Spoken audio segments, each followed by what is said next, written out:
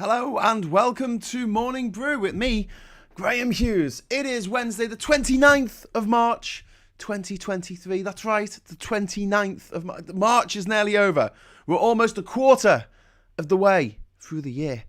My God. Anyway, hello to everybody out there in YouTube land and Facebook land and Twitter land, if anyone is still there after what's been happening recently with Twitter in the last 6 months. Well, we've had this takeover, this hostile takeover by the guy called Elon Musk, who appears to be deranged. Very rich and very deranged. They go hand in hand quite a lot of times. Anyway, he's now decided that in order to keep your Twitter blue little tick to prove you are who you say you are and stop imitations, you've got to pay him.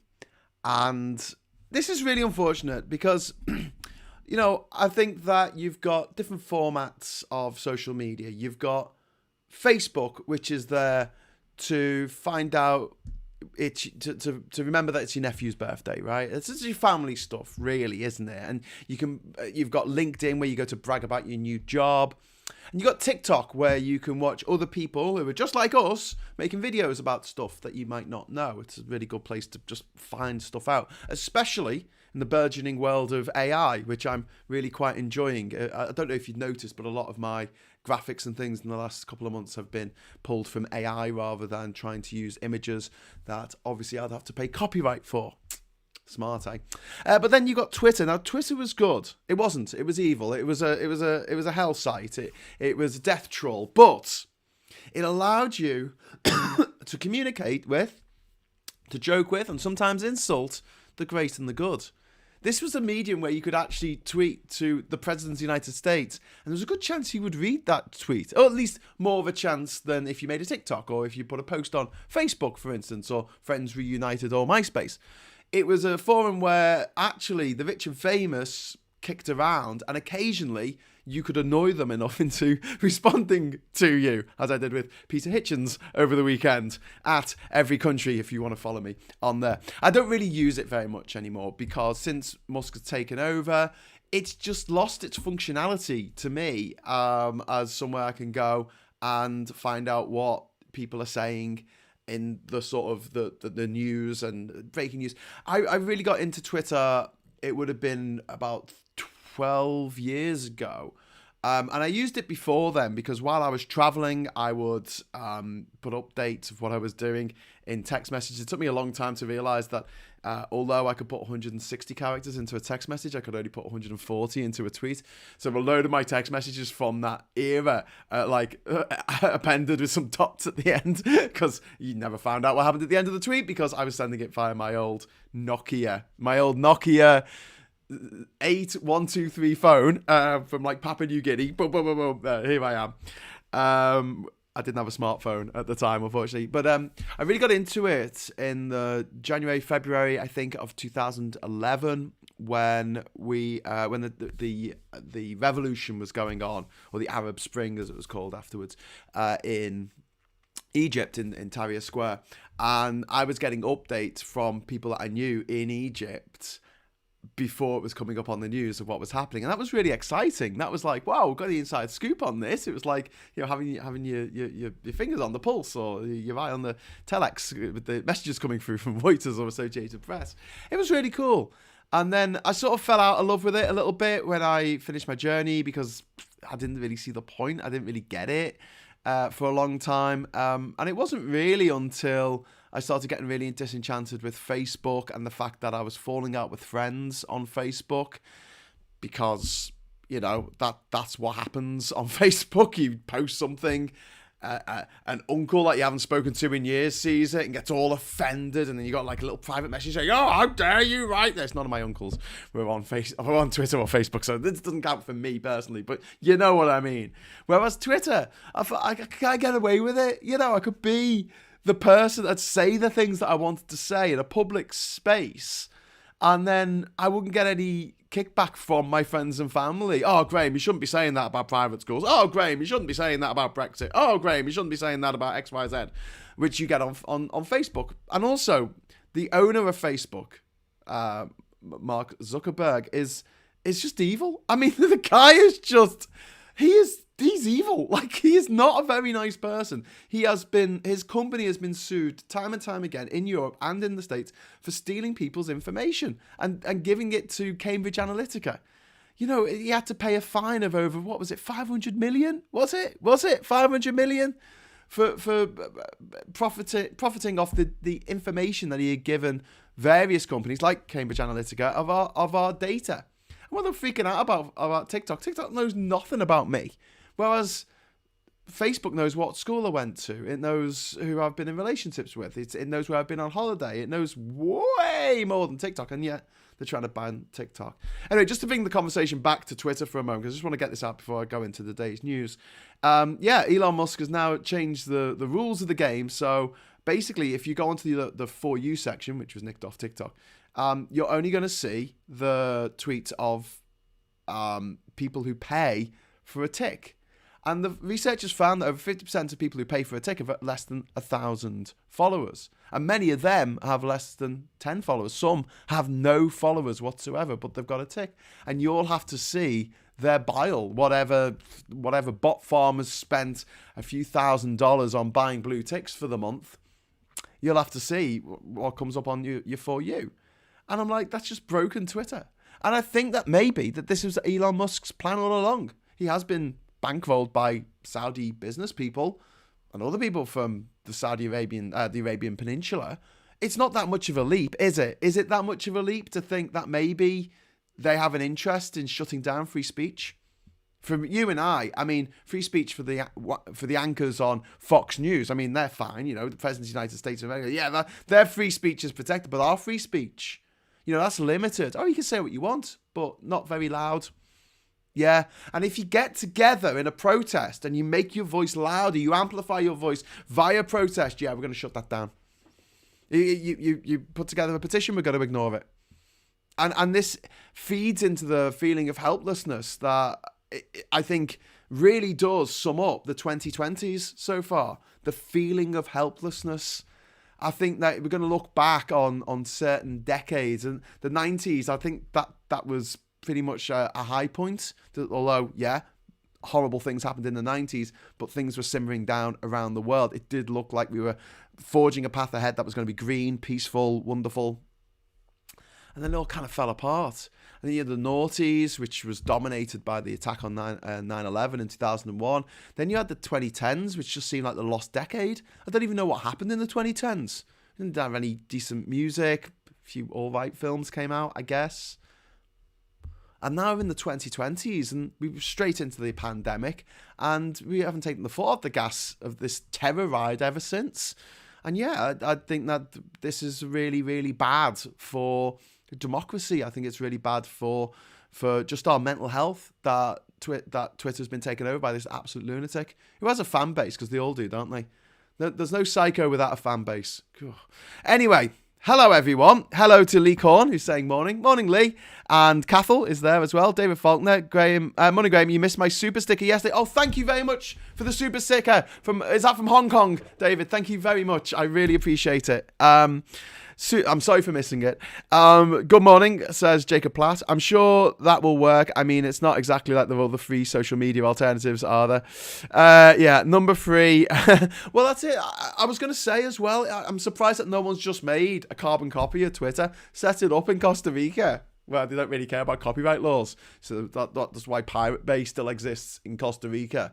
If you set your VPN if you were so minded to do that. But yeah, well, why has no one done that? Why has no one just stolen all the code and gone, right, that's it. It's called Bitter. Okay, I've got a super chat from Alexis. Thank you very much, Alexis. I've got a £2 super chat saying hi, Graham. Hi, Alexis. I've also got number 3, Richard, saying hello. Hello, Richard. We've also got 5 Hong Kong dollars to a super sticker. It's a microphone, apparently. It's actually come up in the text as a microphone, because I assume it can't show the super stickers on the feed here. That's from David Faulkner. Thank you very much, David. Really appreciate that. And we've got Ted Boy 1, who said, morning from a freshly snowed upon Norwegian mountain. Wow, that's pretty fancy.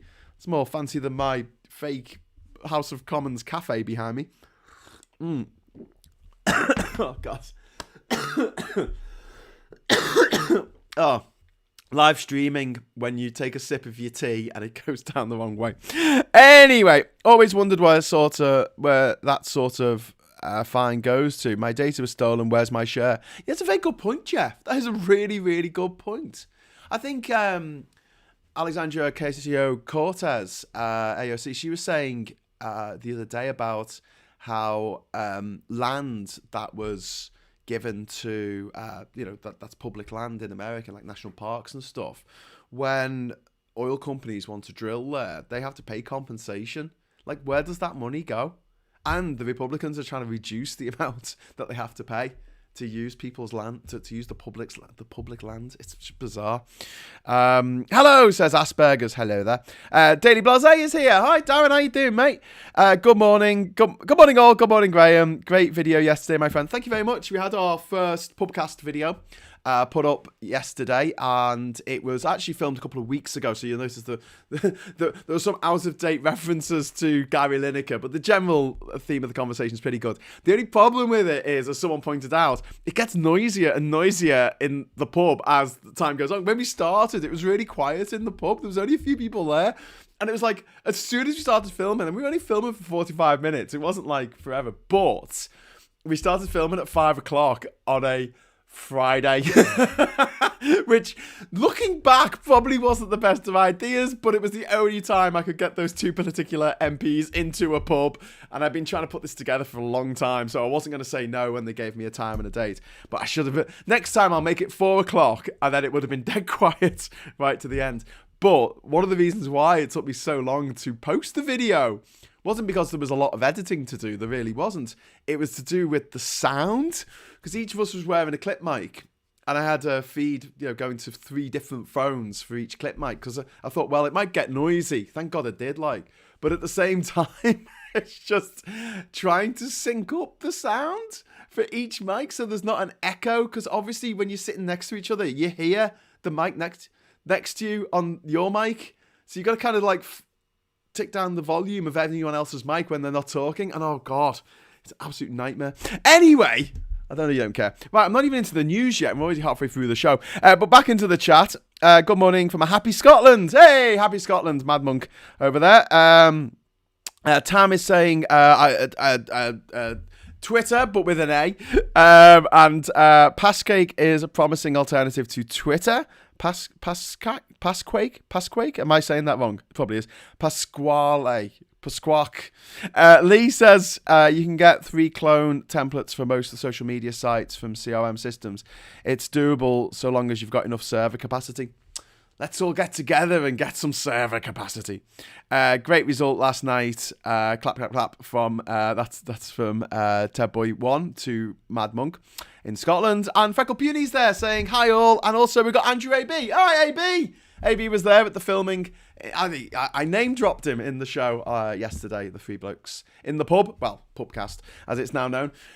So today at 10 o'clock, as soon as this broadcast finishes, there's another episode. Well, there's a new episode of The Agenda. The Agenda is simple interview show where I interview social media influencers and people who are trying to change the world.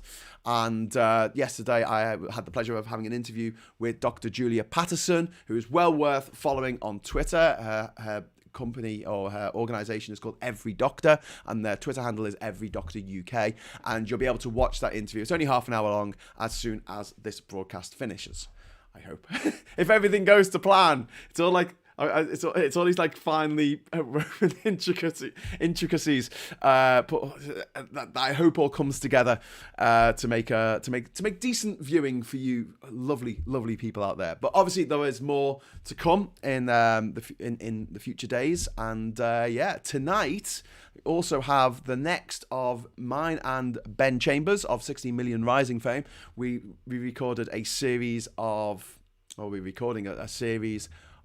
podcasts called Ben and Graham Show You Their Big Movie Listicles.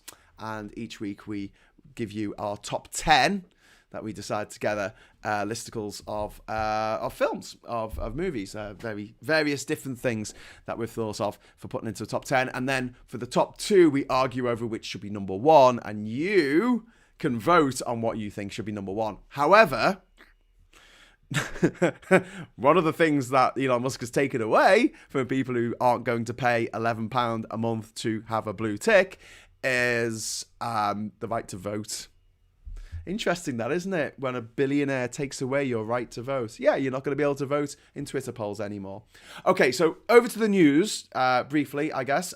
First of all, woke up this morning, and the first thing I saw when I looked at my phone was the really sad news that Paul O'Grady, Lily Savage, had passed away at the age of, I think, 67, which is far too young. It was sudden. No one, I don't think, was expecting it. And yeah, absolutely heartbreaking. And Lily Savage was a mainstay of TV in the 1990s, in my formative years. I always thought that Paul O'Grady was funny as hell.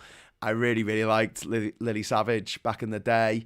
And he kind of picked up the mantle, didn't he, from like Rupert Everett, kind of fearlessly homosexual humour, which I like. And yeah, a big upset that this morning that he's gone. Again, I've got to say, I don't know why all the good have to die when there's so many evil people out there who are just living life. For example, Rupert Murdoch, whose New York Post yesterday had the front page headline about a transgender killer who murdered 3 children in Nashville. Now, this is stretching the definition of transgender to its absolute limits, because this is a cisgender woman who was brought up a woman and looks like she's used male pronouns on social media. If that makes you transgender, then I've got some really bad news for J.K. Rowling, who goes under the pen name of Robert Galbraith. Do you see what I mean? But this othering and also the blaming of everything that bad that happens on a particularly marginalised group is straight out of the Nazi playbook from the 1930s. They would find a way of blaming anything that happened on society on Jews. And now that same thing is happening again with transgender people. So much so that the other organ owned by Rupert Murdoch, apart from the New York Post, is Fox News. And there's a guy on there called Tucker Carlson. Sorry, I almost said something else there. Tucker Carlson and Carlson even. And he was yesterday claiming that transgender people were attacking Christians. They were going after Christians. This is what he said on Fox News, on a TV station that has news in the title. He said that transgender people were targeting Christians. And if you want to create a panic about any particular minority, yeah, it's possibly a good way to go about it. But, you know, Rupert Murdoch in his mid-90s, still alive, about to get married for the 5th time or something. I'm sure he feasts on unicorn blood at night or something to keep him going. I don't know. But we now live in a world where Paul O'Grady is no longer with us, but Rupert Murdoch, unfortunately, is. Anyway, so some of the other news. There's a really interesting article on The Guardian. Well, there's lots of articles on The Guardian, actually, about this today. If you head over to The Guardian website at guardian.com, basically, they've had this investigation into the founding of The Guardian. Now, the old traditional story that was told about the founding of The Guardian, the Manchester Guardian as it was back then, was a response to the Peterloo massacre, in which pro-democracy people were massacred, essentially by the government. Yeah, that's a nice story. That's a nice, lovely story, but sometimes there's 2 sides to every story, and the guy who set up the Manchester Guardian got his money to set up the Manchester Guardian in part from, you guessed it, slavery. The biggest crime ever committed by humans in history. I'll say that again. The biggest crime ever committed by humans in history. That's some crime. It's bigger than the Holocaust. It really is. And it is a part of our history that we tend to shy away from. That pretend, oh, no, nothing to do with us. Yeah, those other countries, they had things going on. But no, we ran those countries. And in many, many cases, nearly all cases, we ran those countries into the ground. We really did. We left them in the 1960s and 70s with hardly any university graduates, hardly anyone who could read and write, to be honest with you, in some places. I mean, it was just absolutely despicable how we used and abused these places, and then built these pleasure palaces over here with the money that we got from it. So there's a deep dive that's well worth having a look at on the Guardian website, and they're talking about paying reparations to peoples in the West Indies, in the Caribbean, which I absolutely 100% welcome. I welcome that. I think that's what wealthy organisations should be doing more of over the next few years, as more stories come to light about where the money for all this came from. I will admit, I went to a school that was founded by slavers. And we used to have we used to chuckle about it. Not that it was slavers that did it, but we had a Founders Day service in the cathedral, in Liverpool Cathedral, every year, where we would give thanks to the founders of our school. And we're sitting there, naughty school children, we're all communists and atheists, going, what the hell? They were slave owners? Why are we celebrating them? It's like, literally, they took part in this massive crime. And that was back in the 90s. That was when I was like 13, 14 years old. So saying now, 30 years later, God, I'm old, saying, you shouldn't mention it. You shouldn't talk about the past of Britain. You should pretend it never happened. We should celebrate our triumphs, and we shouldn't pull down statues and teach people about that slavery was bad because reasons. And as someone who has got a degree in history, which I never tire of banging on about, it does annoy me that people who don't want to tell me what history is and what history we should study and what history should be taught to our children. And generally speaking, it's like, can we just teach them about World War II? Because we were the goodies in that. We were definitely the goodies in World War II. Apart from the Bengal famine. Don't tell them about the Bengal famine. But apart from the Bengal famine, we were definitely apart from the fact that we wouldn't take any adult Jews, refugees from Germany and Poland and Hungary and Czechoslovakia. Yeah, apart from that, I mean, just don't mention that. And we had to, get all the children out of Austria on a kinder transport. We had to bring them on a train. We had to separate them from their parents because our politicians and our newspapers and the Vox Populi would not allow, at the time, adult Jews to come to this country because they were refugees. Does that sound familiar to you? Because it does feel a little bit like we are going around a hamster wheel here. Like you just keep repeating the same horrible mistakes over and over again. And people fall for it. They know people fall for it because everyone wants something to blame. Everyone wants a boogeyman. I wish that everyone's boogeyman was Rupert Murdoch. But unfortunately, it isn't. So I'm just going to get back into your chat a little bit. Nice hat. Hashtag Blue Dot. That's from Tam, who saw me at Blue Dot last year. I missed the podcast, but because I used to love it before, I'll definitely watch it till later today. I hope it returns regularly. Well, I'm planning to do another film another podcast. I'm trying to arrange it next week with a Liverpool MP, maybe 2 Liverpool MPs, so we'll see how that goes, or Sefton. But we'll see how that goes. But yeah, I really do like that format. Apart from the sound, I'm going to have to make sure that the sound is better on the next one. Pick an empty pub, Graham, for God's sake. You wouldn't think that I'd already filmed 80 Three Blokes in a Pub or pubcasts before. Yeah, 80. I did 80 of them. But yeah, it's one of those things, though. You get into the place that you didn't pick. Someone else has picked it for you. And then you sit down and you're like, oh, this is all right. There's only a few people here. It's nice and quiet. And then as you're filming, you get this feeling in your stomach of like, oh, God, the sound on this is going to be awful. Because so many people are coming in and sort of talking very loudly. Anyway, what can you do? Can you stand up in the middle of like a podcast and go, excuse me, everyone, can you all shut up? Yeah, not in a pub. Euro flag is now red on the chat. That's a bit weird. Oh, I see. That should be a Euro flag, but it's turned red. Oh, God. Franco Puny says, I wonder if all those hating on drag shows right now have ever watched Daniel LaRue, Barry Humphries, Steve Coogan, The League of Gentlemen, and, of course, Paul O'Grady. Well, yeah, drag shows are the biggest threat to children in the world. Not guns. Yeah, guns are the biggest killer of children in America now. More than car accidents, more than cancer. The biggest single killer of children in America is guns. And their solution to it is more guns. I'm not going down that rabbit hole again. But yeah, the idea that the drag queens present a clear and present danger to our children is just...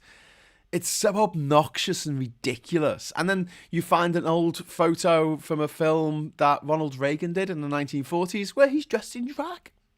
Ronald Reagan! You know, the Republican savior and God figure. The actor. Yeah. Dressed in drag. I mean, think about Shakespeare. Bloody hell. All the female parts in Shakespeare's plays were played by men pretending to be women. Except in Shakespeare in Love, where it was a woman pretending to be a man, pretending to be a woman. Just like in Life of Brian. Anyway, classic. What's this? Sissy and Ada, Hinge and Brackett, Dame Edna. Also, the two Ronnies did a lot of drag. Yeah, that's true. Or Mrs. Brown. Oh, yeah, well, best leave that one out. Graham, I'd love to be your drag queen. That's from David. Many people are children, emotionally too many. I think that's mean to children. I think most of the children I know are like a lot more well balanced and thoughtful than a lot of their elders.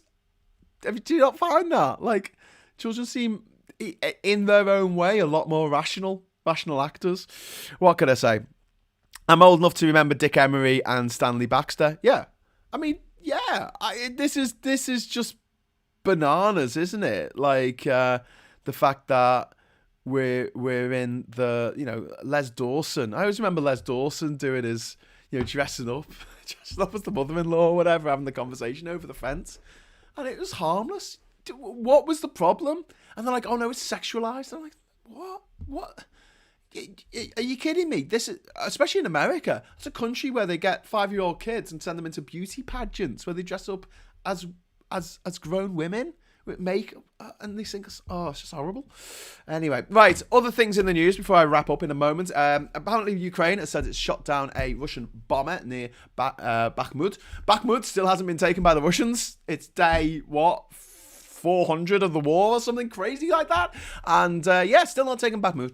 Russia just seems to be throwing, or the Wagner group seems to be setting people off to run towards the machine guns, and they keep getting machine gunned down for some reason. And there was some evidence to say, speculation that the Ukrainians were going to withdraw from Bakhmut because it doesn't really have that much strategic importance. But I can see that point. They're like, well, if we stay here, the Russians are just going to keep running towards us, and we're going to just keep shooting them. So, it makes our job easier. Let's just stay here. So that's why they're staying there. Also, if you have a look at any kind of news or social media, you might have seen the Pope in a puffer coat picture, which was fake. It's made by AI. So time to get into AI, ladies and gentlemen. It's the way of the future. I'm not gonna fight it. And as a creative, it actually makes my job so much easier. I'm sorry to say, it really does, because it means that I don't have to pay for professionals to do stuff when we don't have the money to do that. Come on. Anyway, so thank you very much for joining me. It is 10 o'clock now, so I'm going to say sayonara.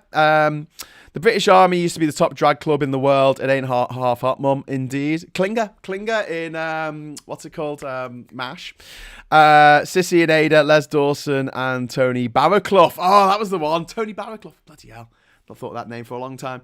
Okay, so thank you very much for joining me. If you head over to the channel, which is youtube.com/labsoc, you'll see that a video has just landed. It's an interview with Dr. Julia Patterson from every country.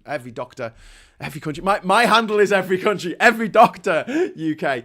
And I'll be back tomorrow at 9:30. Now, before you go, I've just got to say, I might do a commentary on Prime Minister's questions today. I haven't decided if I'm actually going to do it because I won't be able to swear. So maybe join me for Safe for Work PMQs at 12 o'clock. I don't think it will have the same magic as the old show, but time's got to move on. You got to grow up sometime. So enjoy James O'Brien over on LBC, and I'll be seeing you either later or tomorrow at 9:30 for another round of Morning Brew.